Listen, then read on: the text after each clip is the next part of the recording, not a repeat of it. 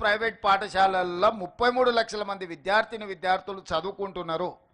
గ్రామాలలో పేదవాళ్ళు కూలికి పోయి అయినా సరే కూడబెట్టి పిల్లల్ని ప్రైవేట్ పాఠశాలలకు పంపించాలి, ఇంగ్లీష్ మీడియంలో చదివించాలని వాళ్ళు నానా తాపత్రయపడుతున్నారు.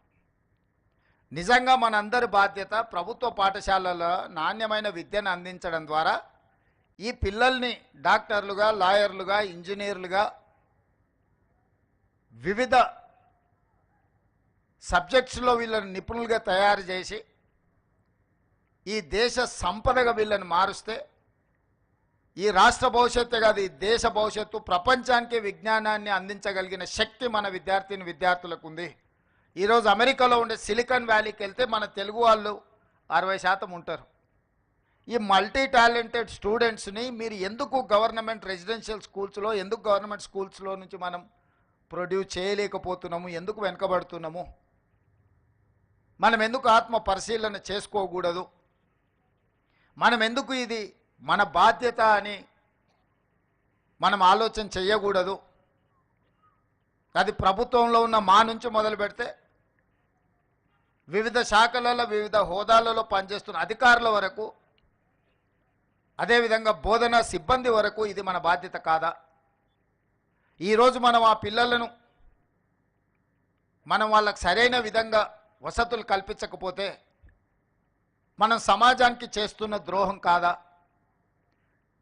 ఈరోజు వెల్ఫేర్, డెవలప్మెంట్ రెండు కళ్ళ లాంటివి. కానీ వెల్ఫేర్లో పెట్టేది ప్రతి పైసా ఖర్చు కాదు. ముఖ్యంగా విద్యాశాఖ మీద, విద్యార్థుల మీద మనం పెడుతున్న పెట్టుబడి ఖర్చు కాదు. అది భవిష్యత్తు కోసం పెట్టుబడి. భవిష్యత్తు పునర్నిర్మాణంలో తెలంగాణ రాష్ట్రం అభివృద్ధి సాధించాలి అని అంటే అది పెట్టుబడిగా చూడాలి. ఈరోజు మన వెల్ఫేర్ హాస్టల్స్లో వాళ్ళ కోసం విద్యార్థులకు ఇస్తున్న డైట్ ఛార్జెసో, లేకపోతే కాస్మెటిక్ ఛార్జెసో, లేదా ఇన్ఫ్రాస్ట్రక్చర్ మీద అవి స్టేడియంలు కావచ్చు, వాళ్ళకున్న వసతులు కావచ్చు. చాలాసార్లు టీవీలలో, పేపర్లలో చూస్తుంటాం.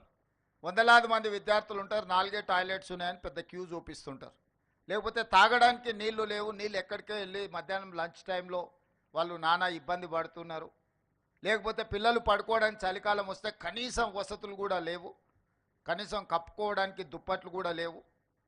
పాఠశాల ప్రారంభోత్సవ రోజుల్లోనే వాళ్ళకు స్కూల్ డ్రెస్సెస్ కానీ, లేకపోతే టెక్స్ట్ బుక్కులు కానీ ఇతర ఇవ్వడం లేదు అని మనం ఇప్పటికీ టీవీలలో, పేపర్లలో చూస్తున్నాం. ప్రతిసారి అకాడమిక్ ఇయర్ స్టార్టింగ్లో ఈ సమస్యలను అన్నిటిని చూస్తున్నాం. మరి 40, 50, 60, 70 ఏండ్ల నుంచి మనం నేర్చుకున్నది ఏంది? మనకు తెలుసు నెక్స్ట్ ఇయర్ జూన్లో అకాడమిక్ ఇయర్ స్టార్ట్ అవుద్ది అని. మరి జూన్లో స్కూల్స్, కాలేజీలు స్టార్ట్ అవుతున్నాయంటే మనం 1 సంవత్సరం ముందు నుంచే నెక్స్ట్ ఫైనాన్షియల్ ఇయర్కి ప్రణాళిక చేసుకొని ఏ విధంగా వాళ్ళకు స్కూల్ డ్రెస్ల నుంచి మొదలు పెడితే వాళ్ళకి పాఠ్యపుస్తకాల వరకు విత్ ఇన్ ద టైం అందించాలి అన్న ఆలోచన మనం ఎందుకు ప్రణాళికబద్ధంగా చేసుకోలేకపోతున్నాము? మనం ఐఏఎస్లని, ఇంత ఉన్నతాధికారులను, ఇంత వ్యవస్థను పెట్టుకొని ఈ వ్యవస్థ ఈ సమస్యను పరిష్కరించడానికి ఎందుకు మనం ప్రణాళికబద్ధంగా ముందుకు వెళ్తలేము? ఇది ప్రభుత్వ పరంగా మనం ఆత్మ పరిశీలన చేసుకోవాల్సిన అవసరం ఉన్నది. పిల్లలు అకాడమిక్ ఇయర్ స్టార్ట్ అయినాక పుస్తకాలు రాకపోతే 6 నెలల తర్వాత మనం ఇస్తే ఏం ప్రయోజనం? ఆ స్కూల్ పిల్లలకి ఇవ్వాల్సిన స్కూల్ డ్రెస్సులు విత్ ఇన్ ద టైం ఇవ్వకపోతే వాటి ప్రయోజనం ఏంది? ఇట్లాంటి సమస్యల్ని, ప్రతి సంవత్సరం వచ్చే సమస్యలు శాశ్వతంగా వీటికి ఒక పరిష్కారం చూపించాల్సిన బాధ్యత పాలకుల మీద, ప్రభుత్వం మీద, ఉన్నత అధికారుల మీద ఉన్నది. ఈ బాధ్యత నుంచి మనం తప్పించుకోలేము, ఈ బాధ్యత నుంచి మనం పారిపోలేము. ఈ బాధ్యతను సామాజిక బాధ్యతగా మనం తీసుకోవాల్సిన అవసరం ఉన్నది. అదేవిధంగా నిన్న మనం చాలా హాస్టల్స్ వీటిలో ఫుడ్ పాయిజన్ అయినట్టు పిల్లల్ని హాస్పిటల్కు తీసుకెళ్ళి ఈ మధ్యకాలంలోనే ఒక అమ్మాయి చనిపోవడం అనేది ఆ తల్లిదండ్రులకు ఎంత బాధ ఉంటుంది. ఆర్థిక పరిస్థితి బాలేకపోవడం వల్ల తల్లిదండ్రులు వాళ్ళ పిల్లల్ని హాస్టల్స్లో పెడుతుండ్రు, కానీ వాళ్ళ పిల్లల మీద ప్రేమ లేక కాదు కదా. వందలాది కోట్ల రూపాయలు సంపాదించిన తల్లిదండ్రులకు వాళ్ళ పిల్లల మీద ఎంత ప్రేమ ఉంటుందో, రోజు కూలీ చేసుకున్న పేదవాడికి కూడా తన కన్నబిడ్డల మీద అంతకంటే ఎక్కువ ప్రేమ ఉంటుంది తప్ప తక్కువేం ఉండదు. శ్రీమంతులకు వాళ్ళ పిల్లల పట్ల ఎక్కువ ప్రేమ ఉంటుంది, పేదలకు ప్రేమ తక్కువ ఉంటుంది అన్న భావన సరైనది కాదు. మరి వాళ్ళ పిల్లలు మనల్ని నమ్మి, ఈ ప్రభుత్వాన్ని నమ్మి, ఈ సిబ్బందిని నమ్మి ఈ రెసిడెన్షియల్ స్కూల్స్లో వాళ్ళ పిల్లలను చేర్పిస్తే వాళ్ళ సంక్షేమము, వాళ్ళ యోగక్షేమాలు మనం సరైన విధంగా చూడకుండా నిర్లక్ష్యం చేస్తే ఆ పిల్లలు చనిపోతే ఆ బాధ్యత ఎవరు తీసుకోవాలి?